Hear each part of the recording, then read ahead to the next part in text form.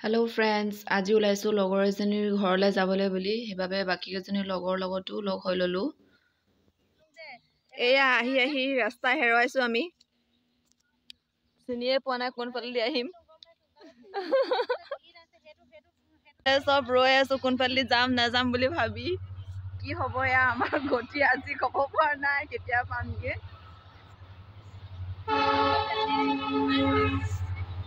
এয়া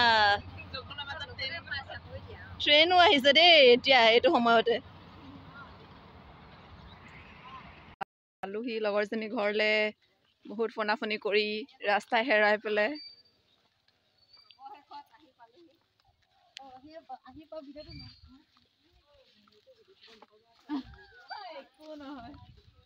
তাৰপিছত আমি এয়া চাহ খাই পুৰা কথা পতাত ব্যস্ত হৈ গ'লোঁ।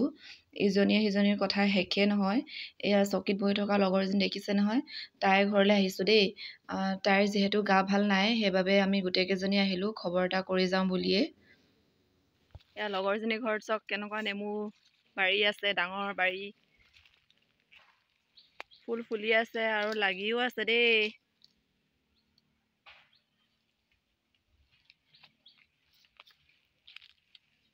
আমাৰ লগৰজনীৰ ঘৰৰ পাছফালৰ পৰিৱেশ হয় দেই এয়া।